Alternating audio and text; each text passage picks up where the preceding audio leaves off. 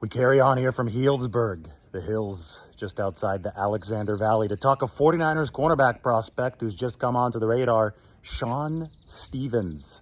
According to Ryan Fowler, Stephens has been meeting for quite some time with the 49ers, and that means that San Francisco is interested in the Bakersfield native. He went to Ridgeview High School, and this is a guy who, on tape, he played at Ferris State, which is in Michigan, which obviously doesn't play the top level of competition in college football, but on tape, he is a ball hawk.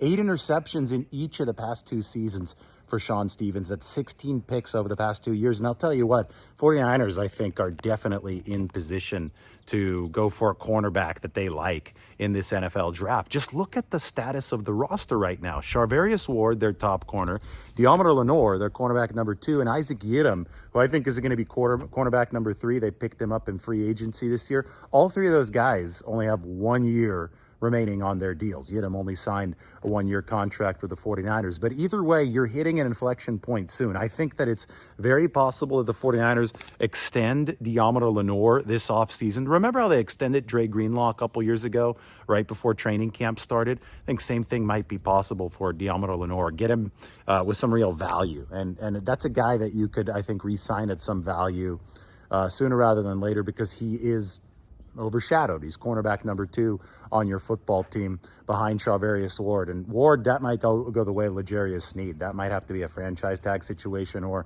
a long-term extension. He's obviously an all-pro, but you have to build that room moving forward. I know they have some other young guys on this team, but you have to keep on replenishing the pipeline. And when you look at a guy like Shon Stephens, he's got potential. He's 6 feet tall. He's not one of those big corners. He's not somebody like Isaac Yiadom, who's one of the taller 6'1", 6'2" guys. He's 6 feet tall, so he's not tiny.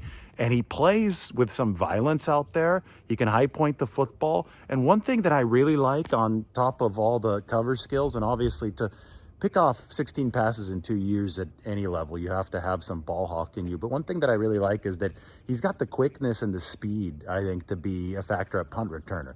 And the 49ers still need to handle that position. They need to bring in some bodies that can at least compete for that spot. Kick return, rules are different. I see Deebo Samuel, Christian McCaffrey being the 49ers' best options there. But punt return still requires a true specialist. And according to Ryan Fowler, who reported this news on Shon Stephens, he said that he was hand-timed, Stephens was, at his pro day at around 4.3. So probably going to be a little bit slower on an electric time, maybe 4.4, but still, the tape shows that there is some potential quickness here. It looks like he's a gamer. I like the physicality, and I like the fact that he preys on the football defensively, but I do think that he could potentially be somebody who competes in that punt return role for the 49ers. Whoever you do draft this offseason, this applies to all the picks, it's got to be somebody that it's targeted to fit the roster. Not going to be easy to make the 49ers 53-man roster, so they have to draft very strategically this offseason.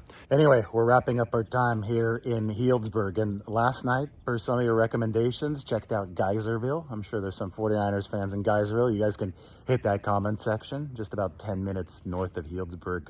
Very small town here in the Alexander Valley with very, very good food. First, we stopped at Catelli's, one of the couple Italian restaurants in town. This was awesome, and we had to make sure not to get full on the prosciutto and burrata, and then on the meatballs, these pork meatballs they have at Catelli's were sweet. We wanted to save the room for the Geyserville Gun Club, just next door. It takes about 5 seconds to walk in between the two. The Gun Club's been there for 8 years, a bar with a ton of character and a fire smash burger. It was messy. It was In-N-Out style. They had secret sauce listed on the menu, and it's secret sauce, so they're not going to give you the ingredients, but same thing. In-N-Out's not going to give you the exact ingredients. Tasted similar. Now, it was a smash burger, and it was a bar/restaurant burger place. Had amazing drinks too.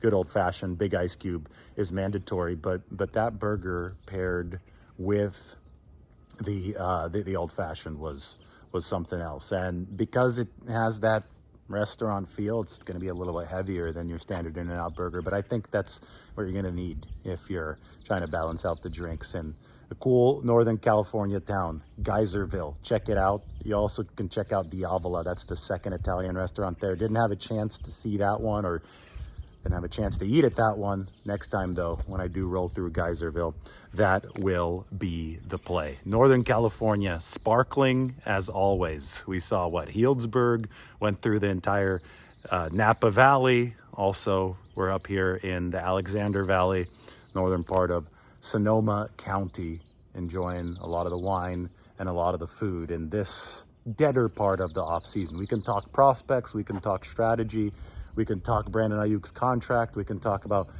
Brock Purdy over at the silent disco. Obviously did that yesterday, but we're obviously not going to be full steam ahead at this part of the year just because it is a little bit of a lull in football season. All right, everybody, so long from Northern California.